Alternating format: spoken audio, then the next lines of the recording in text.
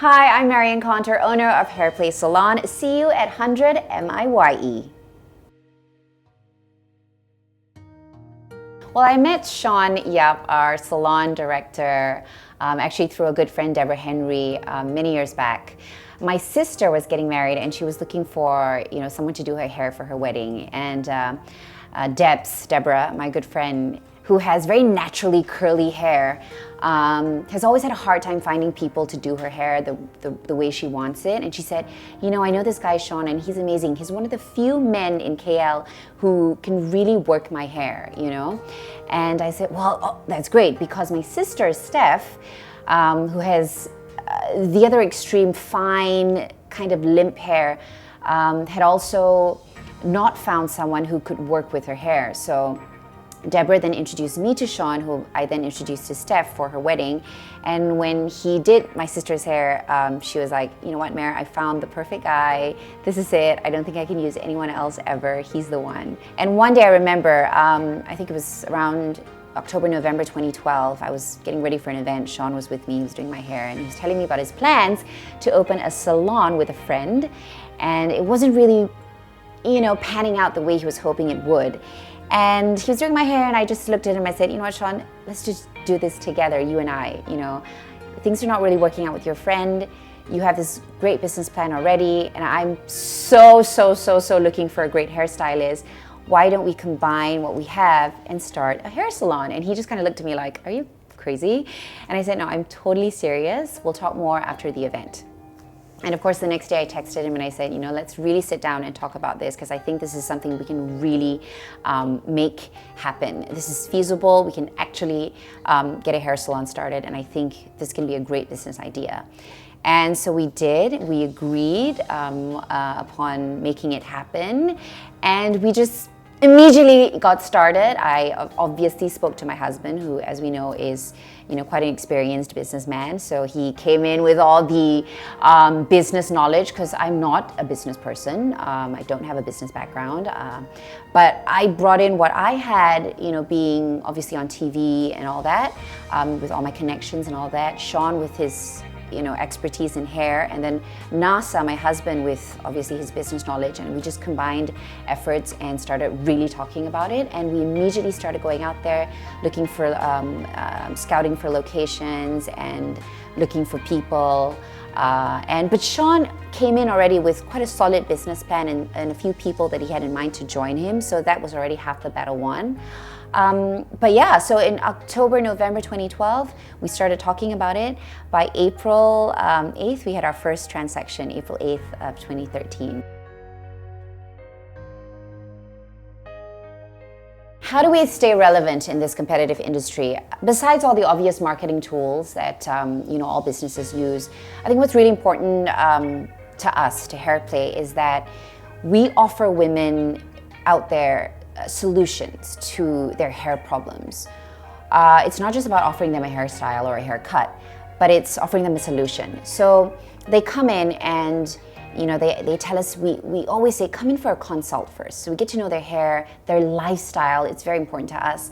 And then from there, we work a hair cut and style and color that will really suit them and their lifestyle. For instance, sometimes women come in and say, we really want like a blunt bang. And the first thing Sean will say to them is, will you make sure that you blow your blunt bang every day or straighten it so it's nicely done? And some of them look at Sean and go, no, we don't have the time. And then he's like, well, then I'm not cutting the blunt bangs for you. Because it really is about finding a hairstyle that not only suits your face and your hair texture, but also your lifestyle. So we're all about offering solutions to women out there. And I think that's why women keep coming back, because once we've figured it out for them, and they just find it so comfortable. And also, when I first started talking about opening the salon with Sean, one of the main things that was really important to me was that Hairplay has to be sort of like a home away for Hairplay. One of the most important things for me when I first started talking to Sean about starting Hairplay was that our salon would be like a home away from home for our customers, so that when they step into our salon, they kind of just feel like they're at home, but they're not.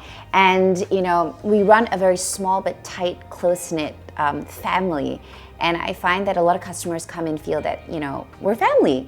And a lot of women do tell that to us. They come in and they feel really warm. They feel the warmth in the salon. And, you know, our customers are not only our customers, but they become friends.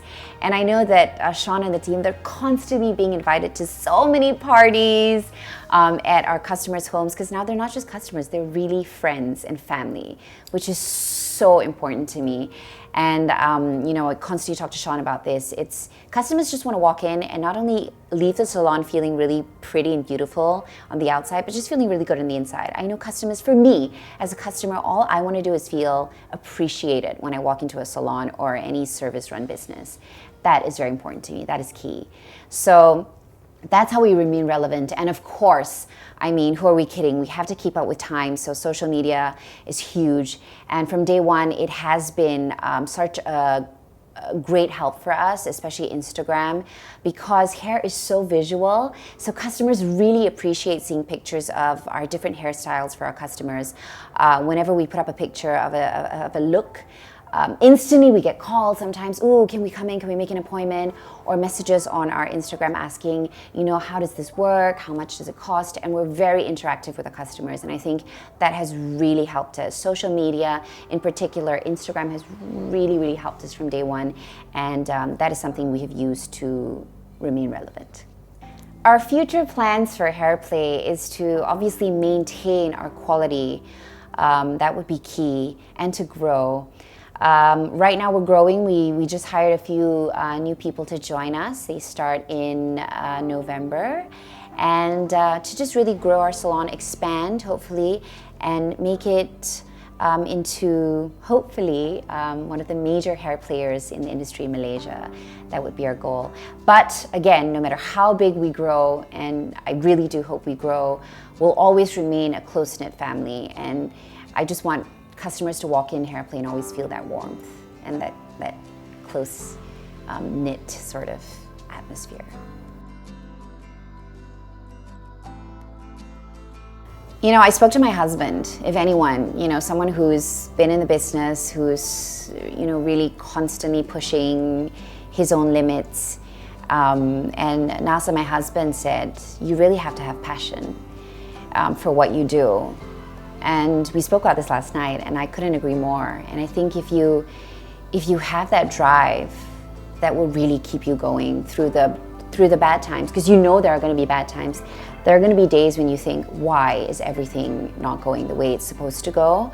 But if you have that passion and that drive, that will really keep you going. And if you're going to start your own business, don't think about the glamorous side of it. Oh, I'm my own boss. You know, I get to rule. I get to call the shots. There is so much more that goes into it behind the scenes. So be prepared to work your butt off. And if you're not prepared to work, then please don't start your own business. But if you don't have that passion, that drive, that determination, then it's going to be a challenge. So I think, yeah, definitely be passionate. And try not to ever complain. I always, and I can't stop this, but I look to my husband, you know, he is my inspiration in the business world. And he never complains. I kid you not. He never, ever complains. If he has a bad day, if a deal doesn't happen, he just moves on. And before he can even have time to feel bad for himself, he's thinking about the next project. So I really think these qualities are key. And yeah, just work hard.